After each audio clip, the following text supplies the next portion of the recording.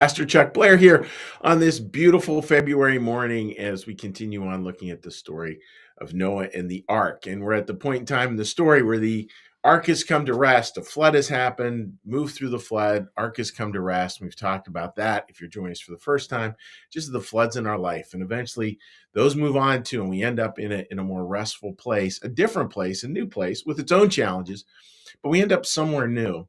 And here it talks about how the ark is opened up, the animals go out, and the animals don't just go out like willy-nilly. It's not like a stampede for the gates. It's very deliberate language around this. And if we hold this deliberate language as holding a message, like it's written the way it's written because we're asked to think about it a certain way. We're asked to think about it more with the lens of poetic truth. Like, what is this really trying to tell us about our lives?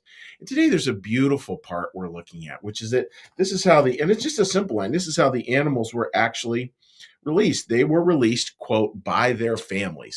Oh, I love that idea, right? By their families. So you have all these things and they're released by their families. In other words, they're released in these pairings, in these groups, in these communities.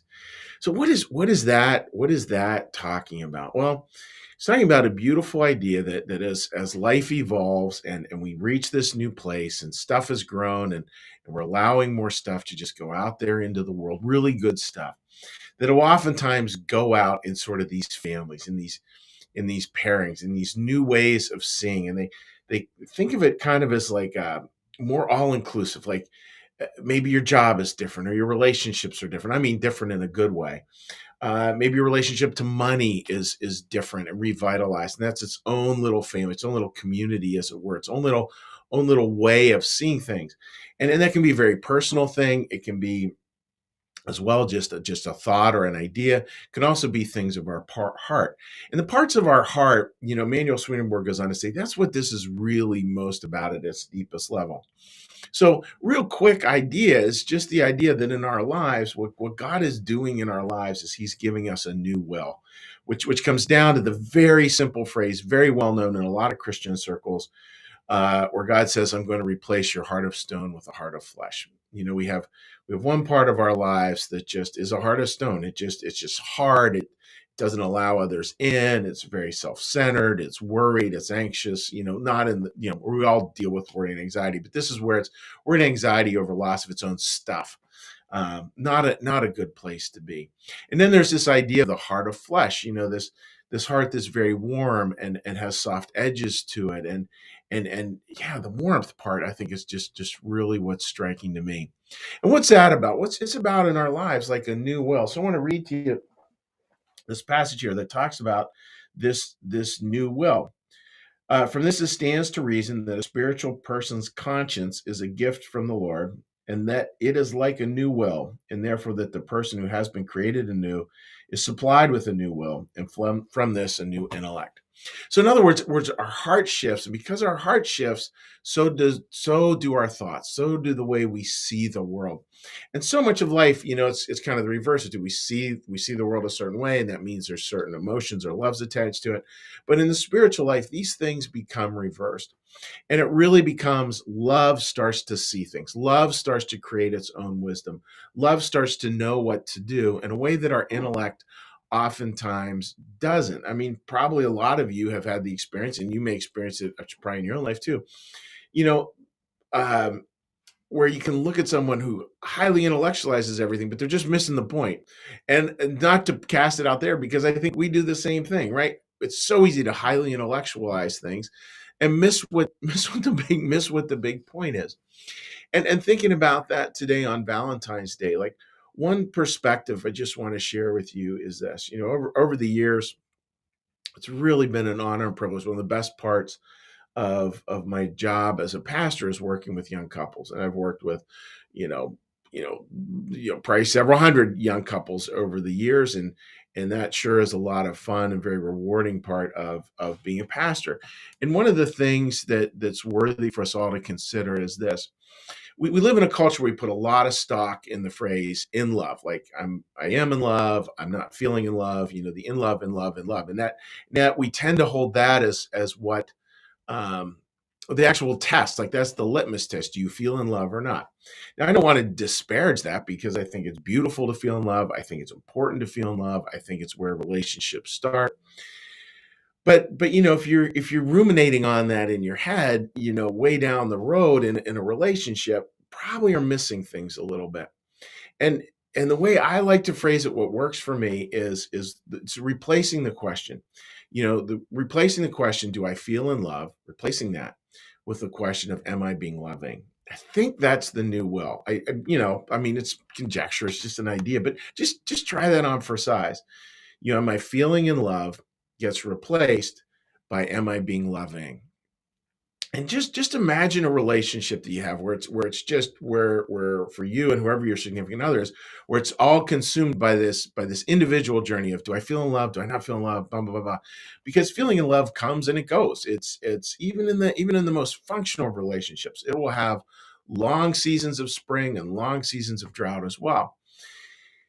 And yet, that question of, am I being loving? That question will always yield good stuff. And that question gets us right to the idea that love has its own wisdom, right to the idea of what we can do. And it's a shift, and I think this is significant, right? It's a shift away from the primacy of emotion into the primacy of action. And yeah, the emotion is beautiful. Nothing wrong with the emotion. Heaven forbid anyone ever said feeling in love is a bad thing. It's just not true. And we have to continue evolving. We have to continue evolving our questions. We have to continue evolving how we see the world. That's what spirituality is all about. That's the journey God has us on. That's what we'll continue to move with. So that wonderful shift away from do I feel in love to, am I being loving? Maybe think about that this Valentine's Day, and think then, what is the loving thing to do on a day like today? Is it to text someone? Is it to buy flowers? We'll go old school there. Is it to take someone out to dinner? I don't know what it is. Whatever it might be for you, do consider that, and try to, just as best you can, park the question of, do I feel in love or not? Because as I don't go, I'm not that interested in sort of delving into that question, 'cause I don't know how you get an answer to that. But I do know there are definite answers to, am I being loving?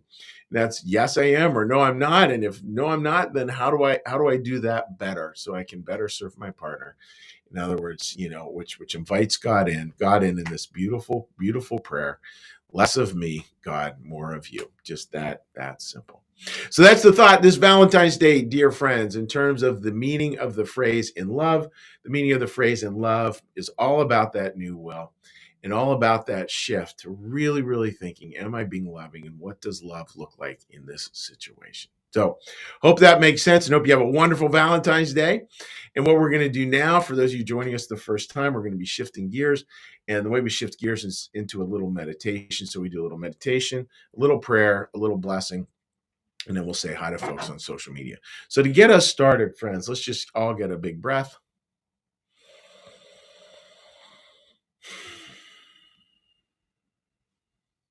and listen to the prayer bell.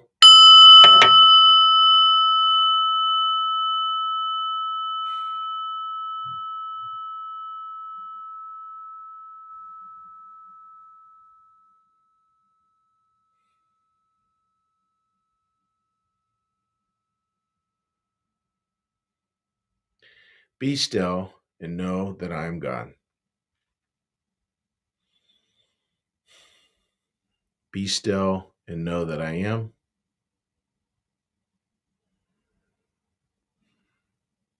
Be still and know that I.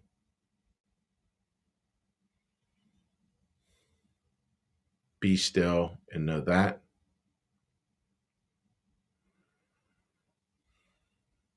Be still and know.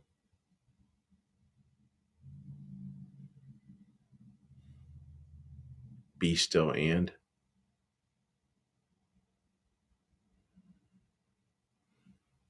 Be still.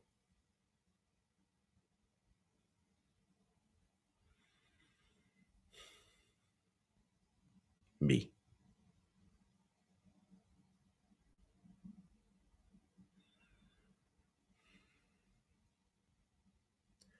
Our Father, who art in the heavens, hallowed be thy name. Thy kingdom come, thy will be done, as in heaven, so upon the earth. Give us this day our daily bread, and forgive us our debts, as we also forgive our debtors. And lead us not into temptation, but deliver us from evil. For thine is the kingdom, and the power, and the glory forever. Amen. May the Lord bless you and keep you. May the Lord make his face to shine upon you and be gracious unto you. May the Lord lift up his countenance upon you, bring you peace, bring you home. Amen. All right, dear friends, let's give a little cheery hello to folks here on Facebook. And again, I hope you're all doing swimmingly on this beautiful day. All right, here we go. Okay, let's take a look at what the comments are today. All right, Joy, great to have you joining us today. Jean, good morning. Have a lovely day, and same to you. I got out on a beautiful morning walk. Melissa, happy Valentine's Day. Beautiful thought. It is kind of a fun one, because like it's such an answerable question. That's what I love. Yeah, Mary, you are spot on. It is that simple and also that hard. It's not about me. Amen to that. Oh my goodness. Joy writes, we may not have a choice about being in love, but we can always choose to be loving. I mean, I think that, Joy, that's it, right? I feel like we all need reminded of that, several times a year. That is, that is for sure. All right, let's hop on over to my particular Facebook page and say hello to folks over there. Okay. All right. Linda, good morning to you, my friend. I hope you're doing very well. Marcia, my Colorado buddy, great to see you joining us, and good morning to you. Kim, good morning to you as well. Linda writes, what a great question to ask yourself in any relationship that's important to us. Am I being loving? Thank you. And it's the question that keeps on giving. It's good stuff. My dear friend Beth writes, I appreciate this so much. My being loving plan today is to just be present and attentive to all my lovies. Part of that will be making something new for dinner. And that's right. That's it, right? Beth, it's just like, here's a quote I really, really like about God's voice. We need prayers about creating a silence into which another voice can speak. And that brings presence. And I think I know for me, so much racket in my head, right? And if I could just be silence, a place into which another voice can speak, what God's voice can speak there, and so can the as you said, so can the voice of our lovies, which is such a good thing as well. Sherry, happy Heart Day all. So true. And Tina writes, good morning to all. And Tina, good morning to you as well, my friend. So I'm wishing you guys all the very best. May you have a day that is filled with a lot of love, and love defined as being loving. So there you go. Take care, and we'll see you tomorrow. Bye-bye.